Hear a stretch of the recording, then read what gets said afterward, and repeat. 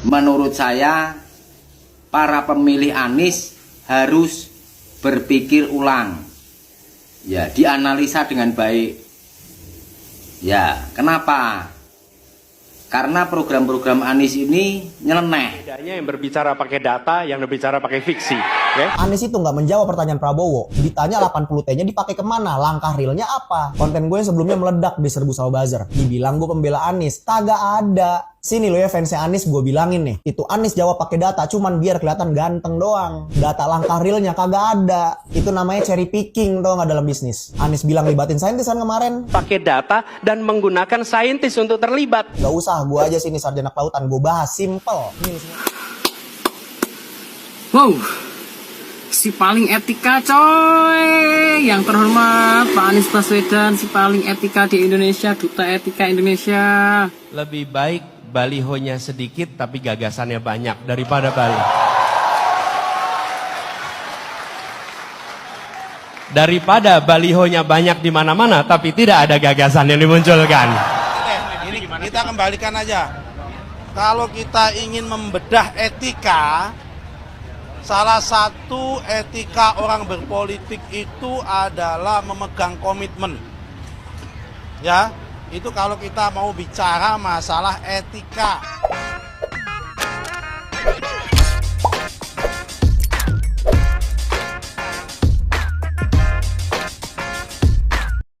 Menurut saya, para pemilih Anies harus berpikir ulang. Ya, dianalisa dengan baik. Ya, kenapa? Karena program-program Anies ini nyeleneh. Ya, dia bukan orang yang tipe melanjutkan ya program yang sudah dilaksanakan, yang sudah makan biaya banyak, yang sudah menelan waktu, biaya, pikiran, dan tenaga yang sangat banyak. Ya, mau dihentikan, mau diganti ini, diganti itu. Sama ketika dia mimpin Jakarta, banyak sekali program-program yang sudah baik, yang sudah teratur, itu dengan seenaknya sendiri dirubah dengan program dia memulai dari nol. Anggarannya kan jadi bengkak gitu, jadi sia-sia gitu ya. Nah, terus mengenai etika, tata krama, dan sopan santun, ya nggak banget ya. Baik sahabat sekalian, barusan kita mendengarkan bersama atau menyaksikan video dari seorang netizen yang memberikan komentar terkait Capres Anies Baswedan, di mana ketika beliau masih menjadi gubernur DKI, banyak program kerja yang dikeluarkan atau yang dibuat, namun banyak juga yang mubazir dan terkesan ya program-program pemerintahan sebelumnya yang baik itu malah ditinggalkan dan dibuat yang baru. Misalnya seperti normalisasi kali itu diganti menjadi naturalisasi. Dan juga jalan-jalanan yang sudah mulus bagus ya harus dibuat sumur-sumur resapan yang mengakibatkan jalan banyak yang berlubang dan tidak sedikit pula kendaraan ada yang terperosok ke situ. Banjir tidak kunjung selesai, kemacetan dan lain sebagainya. Sehingga menurut netizen ini, Bapak Anies itu tak layak menjadi presiden. Ya, karena mungkin dilihat bahwa menjadi gubernur DKI saja beliau gagal. Kenapa dia harus diberikan kesempatan lagi untuk memimpin bangsa yang besar ini? Sambil mengurus sebuah provinsi saja sulit. Padahal provinsi tersebut memiliki APBD-nya cukup tinggi di Indonesia ini. Bahkan setahun itu bisa mencapai 80 triliun. Tetapi ya semua program tidak bisa dieksekusi dengan baik dan tetap meninggalkan kekurangan-kekurangan sana-sini yang harus dibenahi oleh penjabat dan lain sebagainya. Oleh karena itu dianggap bahwa beliau tak pantas menjadi capres atau apalagi menjadi presiden Republik Indonesia, di mana terdiri dari 17 ribuan pulau dengan penduduk kurang lebih 278 juta jiwa. Dari Sabang sampai Merauke, dari Miangas sampai Pulau Rote. Nah, ini belajar dari pengalaman, hal-hal kecil saja atau ruang lingkup yang kecil saja tidak bisa diatasi, bagaimana dipercayakan untuk ruang lingkup yang lebih besar lagi. Bedanya yang berbicara pakai data, yang berbicara pakai fiksi. Oke? Anies itu nggak menjawab pertanyaan Prabowo. Ditanya 80T-nya dipakai kemana? Langkah realnya apa? Konten gue yang sebelumnya meledak diserbu sama buzzer. Dibilang gue pembela Anies. Kagak ada. Sini lo ya fansnya Anies, gue bilangin nih. Itu Anies jawab pakai data, cuman biar kelihatan ganteng doang. Data langkah realnya kagak ada. Itu namanya cherry picking tau nggak dalam bisnis. Anies bilang libatin saintis kan kemarin. Pakai data dan menggunakan saintis untuk terlibat. Gak usah, gue aja sini sarjana kelautan. Gue bahas simple. Nih lo semua pahamin ya. Pertama lokasi PLTU Suralaya dulu yang katanya jadi penyebab utama polusi Jakarta. Gue gak usah ngomongin jarak dulu, lu pahamin aja dulu bahwa itu ada di barat, jauh dari Jakarta. Kedua, dia ngomongin angin. Biar simple, angin itu ada angin lokal harian sama angin musiman. Angin lokal di pagi hari arahnya begini, dari selatan ke utara. Angin lokal di sore hari arahnya begini, dari utara ke selatan. Jadi bukan salah angin harian ya. Oke, terus ada angin musiman, angin muson barat dan angin muson timur. Kalian semua udah belajar pas SD. Loh bisa dong bang, itu angin muson barat kan dari kiri ke kanan. Angin muson barat itu kejadiannya sekarang, dari Oktober sampai April. Sedangkan ini data PM 2.5 yang merah itu dari Juni sampai Oktober. Itu lagi muson timur. Susah kalau kita menyalahkan angin dari mana saja. Ya emang bukan salah angin harusnya. Nih, narasi ada ngeluarin rilis. Faktanya beban PM 2.5 paling besar apa? Kendaraan. 2 kali lipatnya manufaktur. Dia bilang volume kendaraan setiap hari sama. Ya kagak. Itu Senin Selasa aja ganjil genap. Gue udah sering ketilang di Jakarta gage. Sekarang kemana 80T? Buat apa itu? Contoh kasus Singapura yang sering kena polutan Kartala. Dari Kalimantan dibawa angin sampai Singapura. Tindakannya banyak. Ada jalur politik, ada ngirim bantuan pesawat C-130 buat cloud seeding. Nah 80T harusnya kayak gitu.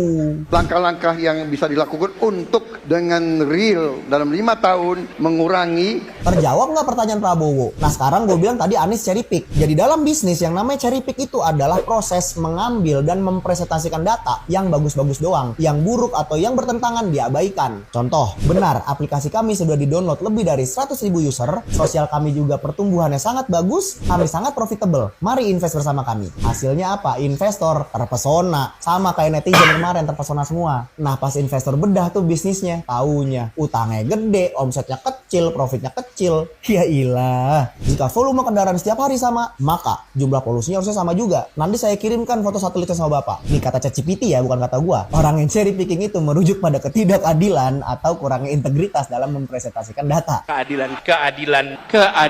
Mana buzzer 2 dan 3? Buat apa tuh 80T enaknya? Baik sahabat sekalian, ini kita dengarkan bersama dan saksikan videonya dari seorang netizen yang mencoba membedah isi debat dari seorang Anies Baswedan ketika menjawab pertanyaan dari Prabowo Subianto terkait dengan di mana saja dana 80 triliun tapi polusi udara tidak bisa diatasi. Dan Anies memaparkan banyak hal, tetapi sangat disayangkan ternyata beliau memaparkan banyak hal yang katanya harus menggunakan data atau berbasis data, harus melibatkan saintis dan lain sebagainya. Tetapi sangat disayangkan ternyata datanya itu keliru semua. Tadi kita lihat bagaimana ditampilkan sampai dengan arah angin, kemudian jumlah kendaraan. Menurutnya bahwa kendaraan itu sama. Kalau memang kendaraan sama, harusnya juga polusinya sama. Tetapi justru dari data yang ada yang ditampilkan tadi, kendaraan itu justru memberikan andil cukup besar, cukup tinggi dari polusi udara itu. Yang kalau memang Pak Anies mengatakan bahwa ini sumbernya dari luar, itu sangat keliru. Dan ketika Pak Anies menyalakan angin, itu juga memang sangat tidak bermartabat. Karena memang ya satu contoh seperti Singapura dan lain sebagainya, yang untuk menghalau polusi itu ada begitu banyak caranya. Karena apa? Karena dana 80 triliun ini sangat cukup untuk bisa mengatasi itu. Tetapi lagi-lagi Pak Anies menjawab dengan bertele-tele, dengan mengolah kata, sehingga ya orang yang menyaksikan itu hanya terpesona dengan kata kalimat seni yang ia ucapkan, tetapi sesungguhnya substansinya tidak ada. Dan hal tersebut ya kadangkala orang terkecoh hanya karena kalimat-kalimat indah itu. Dan berdasarkan kesimpulan dari netizen tadi, ternyata pertanyaan dari Prabowo Subianto terkait 80 triliun itu dan juga polusi udara itu sebenarnya tidak mendapat jawaban dari seorang Anies. Karena Anies memang pintar berkelit, ya. Jawabannya mungkin sudah di depan 1 meter, dia akan putar keliling sekitar 100 meter dulu baru dia kembali ke situ. Dan itu yang memang terjadi selama ini dan bukan hal baru kalau berbicara dengan seorang Anies Baswedan. Karena jauh sebelum itu beliau maju di Pilgub DKI pun banyak hal blunder yang ia sampaikan dan bahkan kadangkala berbicara tanpa data. Kita pernah ingat bahwa ia pernah mengatakan bahwa pembangunan jalan di era SBY jauh lebih panjang daripada pembangunan jalan di era Jokowi. Padahal itu beliau sampaikan tanpa data. Dan ketika diserang terkait hal itu, Anies Baswedan lagi-lagi menyalahkan media. Nah ini memang orang yang paling suka untuk mengkambing hitamkan orang lain. Jangankan manusia, angin saja dikambing hitamkan. Sudah Bapak mendengar bahwa ternyata pencalonan persyaratannya bermasalah secara etika. Pertanyaan saya, apa perasaan Bapak ketika mendengar bahwa ada pelanggaran etika di situ? Wow, si paling etika coy, yang terhormat Pak Anies Baswedan, si paling etika di Indonesia, duta etika Indonesia. Sampean gak izin, gak malu sampean ngomong etika dengan Pak Prabowo. Gak malukah Anda bilang etika di depan Pak Prabowo? Anda itu dilantik jadi gubernur itu atas dukungan Pak Prabowo, Pak Anies, ya Allah. Ini sampai-sampai netizen memberikan julukan Pak Anies itu sebagai duta etika Indonesia. Ya mungkin beliau hanya bisa melihat pelanggaran etik yang dilakukan orang lain, tetapi tidak pernah lihat atau koreksi diri bahwa sesungguhnya ia juga pernah melakukan pelanggaran etik itu sendiri. Kenapa dikatakan demikian, pelanggaran etik? Karena ya seperti yang kita ketahui dan kita lihat di berbagai media, bahwa sesungguhnya ia pernah membuat perjanjian dengan Pak Prabowo bahwa ia tidak akan maju menjadi capres kalau Pak Prabowo juga maju menjadi capres. Tetapi apa yang terjadi? Lagi-lagi Anies harus melanggar atau mengingkari janjinya dan harus mengkhianati orang yang pernah berjasa dengannya. Dan kalau berbicara tentang pengkhianatan yang dilakukan Pak Anies, bukan baru kali ini, tapi sudah sering kali dengan pihak-pihak lain. Ya, bahkan Demokrat, SBY dan juga AHY pun ikut terkena pengkhianatan tersebut. Sehingga kalau memang ada netizen yang memberikan penilaian atau memberikan julukan kepada Anies sebagai duta etika Indonesia, karena memang Pak Anies ya pintar ya berbicara soal etik, tetapi sangat disayangkan ya etik yang dilihat hanya dari sisi orang lain, tapi dari diri sendiri tidak pernah ia lihat. Sehingga wajar kalau sampai dengan netizen menanggapi seperti itu. Lebih baik balihonya sedikit tapi gagasannya banyak daripada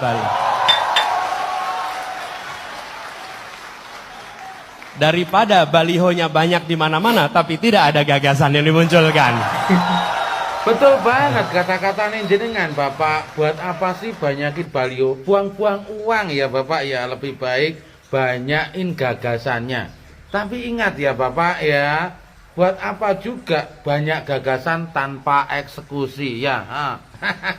Lebih baik sedikit gagasan tapi semuanya tereksekusi Bapak ya. Ya.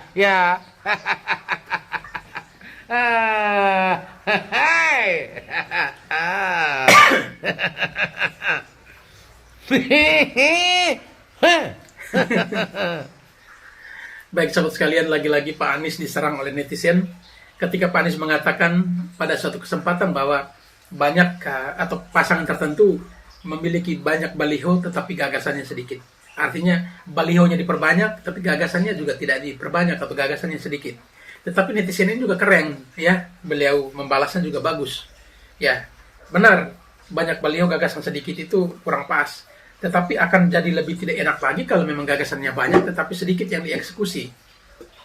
Ini luar biasa ya. Ini kalau Pak Anies dengar langsung ini bagus ini. Keren. Karena jawabannya memang setimpal dengan pertanyaan. Ya. Untuk apa banyak baliho kalau gagasannya sedikit? Lalu jawab netizen, untuk apa juga banyak gagasan tapi kalau eksekusinya sedikit? Lebih baik gagasan sedikit tetapi tereksekusi semua. Dan itu yang diharapkan. Bukan hanya habis diomong tetapi eksekusinya nol. Ini aja deh, ini kita kembalikan aja. Kalau kita ingin membedah etika, salah satu etika orang berpolitik itu adalah memegang komitmen. Ya, itu kalau kita mau bicara masalah etika. Sekarang kita bedah. Ya kan? Siapa di antara teman-teman yang selalu tidak memegang komitmen? Karena etika itu adalah komitmen. Pertama adalah komitmen. Dulunya ada paslon yang ikut konvensi Partai Demokrat, kemudian lompat menjadi pendukung Pak Jokowi, kemudian lompat jadi pengikutnya Pak Prabowo, kemudian lompat menjadi anggota Nasdem dan sebagainya. Ini komitmennya di mana? Kemudian juga ada calon wakil presiden yang sudah salaman, tiba-tiba lompat lagi juga. Nah, ini masalah etika. Kalau kita bicara etika, sekali lagi Mbak ya, etika dalam politik itu hanya satu, komitmen antara omongan dan tindakan sama. Itu aja, nggak usah dilebar-lebarin kemana-mana untuk ngecek masalah etika. Kalau kita mau bedah etika gitu, oke? Sekretaris TKN Prabowo Gibran, Pak Nusron Wahid, menanggapi pertanyaan dari awak media soal etika ya, yang mungkin sampai berujung pada pidato Pak Prabowo sampai dengan menyinggung kata etika ndasmu. Nah, itu sampai ditanya atau diwawancarai oleh para awak media kepada Sekretaris TKN Prabowo Gibran, Pak Nusron Wahid. Namun Pak Nusron Wahid menyampaikan bahwa kalau berbicara etika, sebenarnya etika itu adalah komitmen. Nah, beliau juga menantang, coba kita perhatikan teman-teman yang ada. Siapa yang paling tidak bisa memegang komitmen? Beliau pun menyinggung bahwa akan ada yang pernah mengikuti konvensi Demokrat, pindah ke Pak Jokowi, lalu ke Pak Prabowo lagi, dan ke Pak Surya Paloh. Nah, termasuk ada satu pernyataan, perjanjian bahwa tidak bakal maju menjadi capres selama Pak Prabowo masih maju menjadi capres. Tetapi lagi-lagi komitmen itu dilanggar. Sehingga kalau berbicara soal etika, ya berbicara juga soal komitmen. Karena etika itu bagian dari komitmen. Kalau komitmen itu sudah dilanggar, berarti sesungguhnya sudah melanggar etika. Sehingga hal tersebut disampaikan oleh Sekretaris TKN Prabowo Gibran, Pak Nusron Wahid, kepada para awak media untuk bisa meluruskan sesungguhnya siapa yang melanggar etika, sesungguhnya siapa yang melanggar komitmen. Anda yang ulang-ulang, udahlah. Kalau Anda mengulang-ulang, ya itu yang jadi. Ya ini lucunya. Ini lucunya Anies Baswedan, Anies Rashid Baswedan. Ini lucunya di sini nih. Kenapa saya bilang lucu? Padahal nih ya, dia memang ada di politik identitas. Dan dia sudah menikmati gitu loh, sudah menikmati tentang perpecahan agama kemarin waktu pilkada itu. Tahu nggak kalian? Dia sudah menikmatin. Kita nggak mengulang Pak, tapi memang sejarah sudah mencatat di situ. Bapak jangan ngeles tentang omongan kayak gini, ini real. Iya kan? Mau Anda seperti apapun, itu sejarah yang cetak gitu loh. Jadi yang cerdas untuk memakan itu semua omongan. Jangan kayak gitu. Mendukung Pak Prabowo di Pilpres 2019, apa yang terjadi? Dia tewas sampai dengan hari ini, tidak ada kejelasan. Harun Ar-Rasyid pada saat kejadian, dia berumur 15 tahun. Kalau 15 tahun berarti belum memiliki hak pilih. Tahun 2019. Kemudian dia itu masih SMP. Kemudian dia juga mengatakan bahwa dia datang ke sana untuk menyaksikan, untuk melihat. Ya, jadi dia bukan pemilih, dia bukan pendukung, simpatisan juga bukan, tapi dia usia anak-anak yang ikut menjadi korban. Saya kira itu. Di suasana yang tidak kondusif. Jadi dan saya kira Mas Anies mengeksploitasi suasana itu untuk menggunakan simpati atau untuk menarik simpati seolah-olah ada pembiaran, tapi dia lupa dengan fakta dan data yang ada di lapangan. Tolong dicek apa yang dikatakan oleh orang tuanya di sosial media masih banyak. Dia usianya 15 tahun pada saat kejadian, belum memiliki hak pilih, dan dia sekolahnya masih SMP ketika itu. Baik sahabat sekalian, ini diluruskan oleh timnya Pak Prabowo Gibran bahwa sesungguhnya apa yang disampaikan oleh Pak Anies pada debat Capres dengan mengatakan bahwa korban Harun Ar-Rasyid adalah salah satu pendukung dari Prabowo Subianto, itu keliru besar. Dan dikatakan bahwa Anies Baswedan telah mengeksploitasi situasi dan membangun rasa simpati dari para hadirin dengan menghadirkan orang tua dari Harun Ar-Rasyid. Tetapi sesungguhnya Harun Ar-Rasyid itu bukan pemilih, bukan pendukung, bukan juga simpatisan. Tetapi seorang anak SMP yang waktu itu mengajak temannya untuk menonton situasi kerusuhan atau demo saat itu. Dan akhirnya menjadi korban. Sehingga di sini ya lagi-lagi Anies blunder dengan mengatakan sesuatu tanpa data dan fakta. Dan inilah calon pemimpin yang berbicara tanpa data yang valid. Sehingga lagi-lagi Anies melakukan blunder besar. Ya, bagaimana seorang calon presiden berbicara tanpa data, kalaupun memiliki data dan datanya tidak valid? Apakah karena kepribadiannya seperti itu, atau memang tim suksesnya, ya TKN-nya tidak mempersiapkan diri dengan baik, data-data dengan baik, sehingga Anies sampai melakukan blunder seperti ini, bahkan tidak ada data seperti ini. Sehingga inilah yang menjadi perhatian, karena debat hanya untuk mengorek kelemahan lawannya dengan fakta yang tidak jelas. Itu yang dilakukan oleh seorang Anies Baswedan.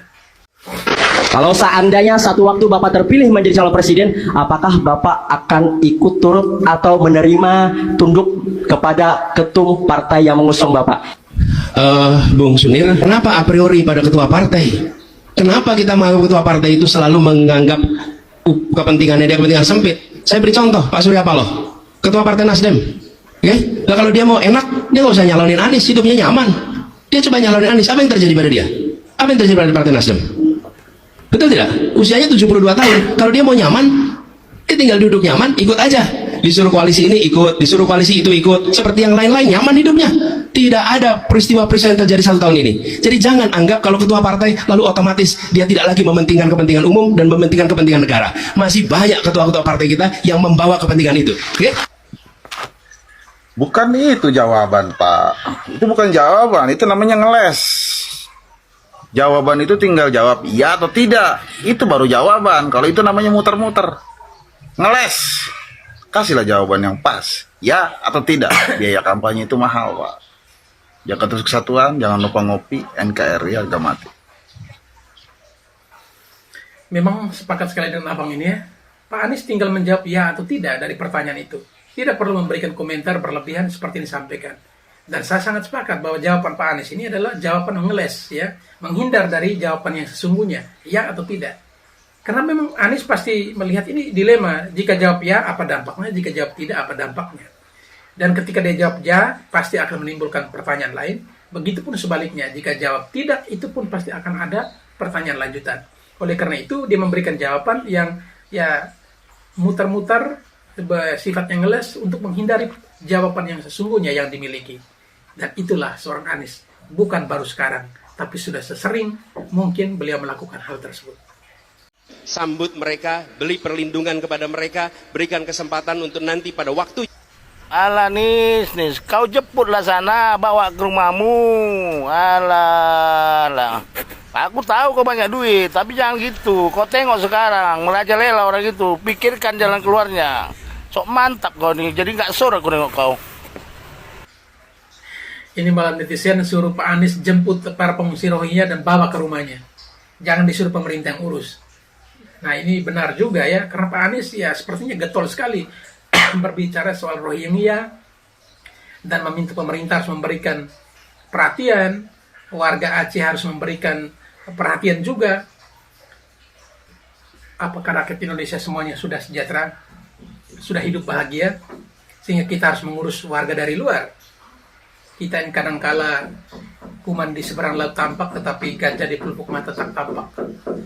Dan memang kalau soal hal-hal isu global seperti ini, atau isu-isu internasional seperti ini, mulai dari Palestina, Rohingya, ini Pak Anies sangat getol berbicara soal itu.